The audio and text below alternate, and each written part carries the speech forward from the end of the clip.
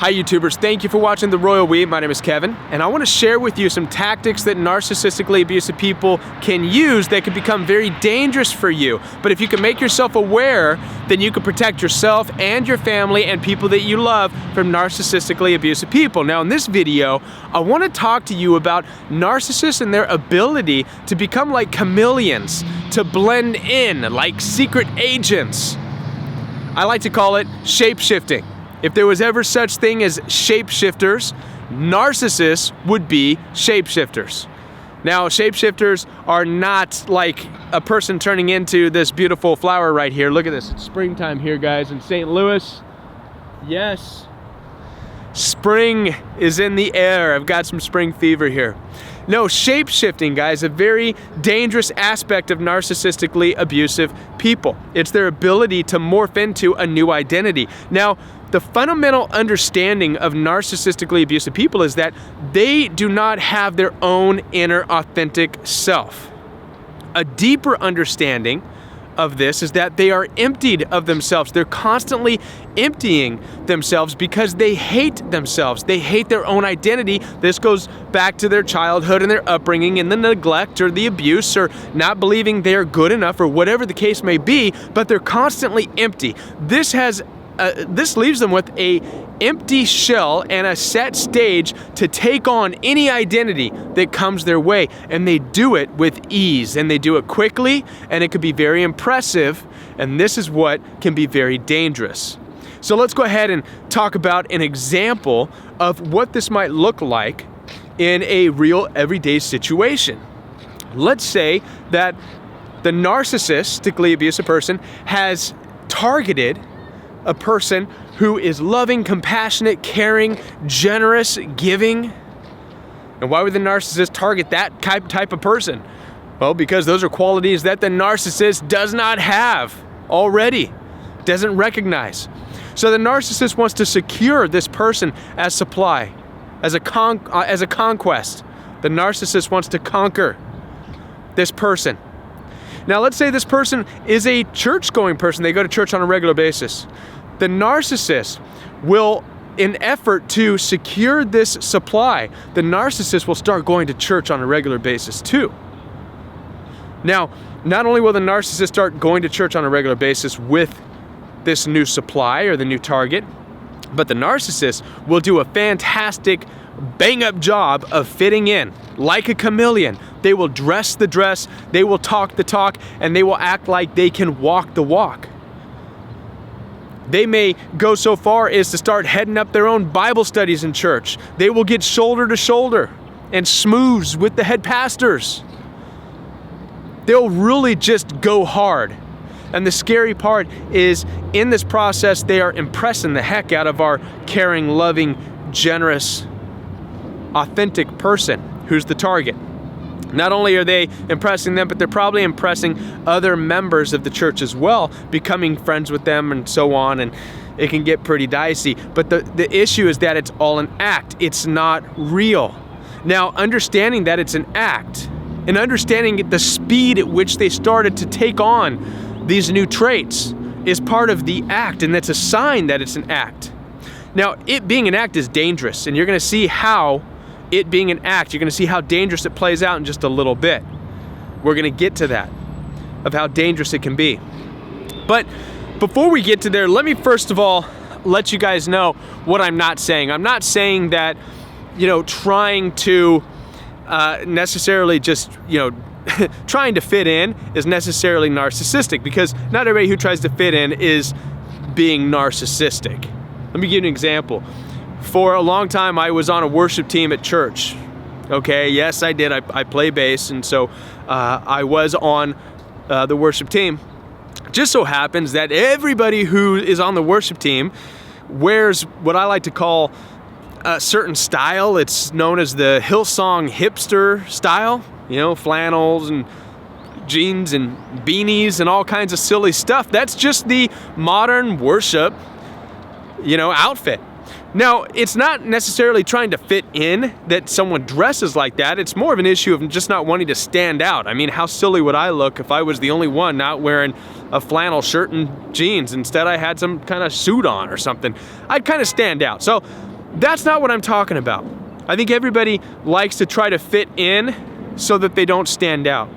But what I'm talking about with narcissistically abusive people is that they will not only fit in, but they will change everything about themselves.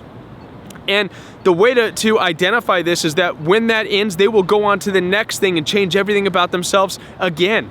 Let's say once the relationship ends with this person that they're going to church with, the caring person, they may start to go hang out at a country club, two-step, cowboy, rodeo club. And before you know it, they're gonna be playing that part too, and they'll be playing it up.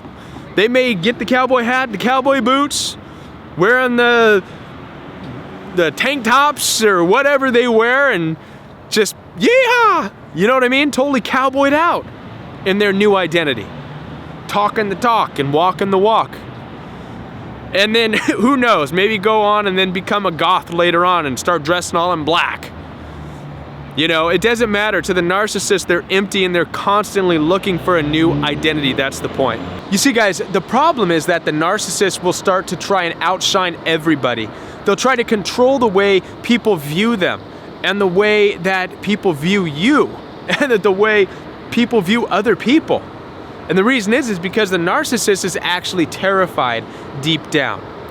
Because while everybody else views them as somebody who is legitimate and honest and really somebody who's excited to be there, the narcissist deep down knows that they're just acting the part. And they're terrified that somebody's gonna find out that it's not really them. They're terrified of being found out, the truth that they're empty, that they're just acting. And so what they start to do is they start to triangulate. They'll start to spread rumors. They'll start to talk about people in ministry, including their target, including the person that they say they love and want a relationship with, the person they're trying to get supply from. That's the first person they'll probably start to attack. And they'll start to triangulate. You see, they want so badly for this to work out, for this to be an identity for them, that they're gonna milk it for everything it's got. And while they're scrambling because they know they don't really know anything about it and they know it's not really them, they're starting to hurt people. But they don't see it that way. They don't see it as them hurting people. They see it as them becoming this new identity. And in order to be this new identity, they have to rise to the top. And like always, the narcissist ends the relationship in a whirlwind like the Tasmanian devil, just ripping everything apart, turning everything into a gigantic drama dirt storm. And then it ends. And people are broken. There's falling outs between people in the church. All because they allowed this person, this narcissistically abusive person, to come in, to act the part, to talk the talk, who knew nothing about anything that was going on. This is how it goes. This is how it plays out. It's very dangerous. Okay, guys, so here's what I hope you walk away with from this video.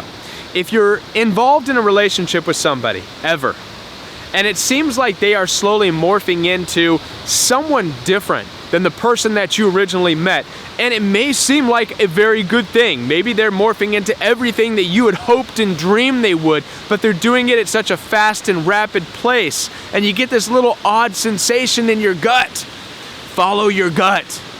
There is something wrong. You could be dealing with a narcissistically abusive person who does not have their own inner authentic self.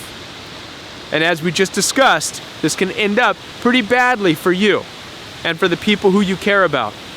Now, if you're coming out of this relationship, and let's say the narcissist has already caused a lot of damage, caused a lot of people to triangulate against each other, has pinned you against other people who you once were friends with, has maybe gone into your church and turned the place upside down. It happens. It has happened. If this is you, I want to let you know that it's okay. Give time. Allow time for dust to settle. Maybe disappear, back out for a little while, but allow the dust to settle before you go back. But continue to be you. And don't worry about the narcissist. They're gonna go on and they're gonna morph and shapeshift into the next identity. And they're gonna start that cycle all over again. So pay no attention when you see or hear about the narcissist moving on to a new relationship, to a new person, a new identity. Maybe they're posting pictures, having fun. Look at me now, I'm gothic and I dress all in black. Woo-hoo! Pay no attention to it. Just know that it's their new identity and it's temporary until they blow that thing up too, guys, all right? Thank you for watching The Royal We. My name is Kevin. If you have any questions or comments, you can go ahead and contact me. My number's at the end of the video. Bye, guys. Talk to you later. It's cold out here and things get a little fogged up. I really hope that you liked the video that I shared. And guys, if you do, I would really appreciate if you would subscribe to my channel so you can stay up to date with all the latest material that I'm going to put out. Also, take advantage of the fact that I leave my telephone number right there for you to contact me. Now, I am working on a course, and in time the course will be available, and I hope to become more of a life coach and be able to help you through and walk you through the process of healing even more than I am right now. So, but until that time comes, take advantage of the fact the phone number is there. I do my best to answer each and every one of your phone calls, and I appreciate your comments. I appreciate all of your tips that would help me to better help you.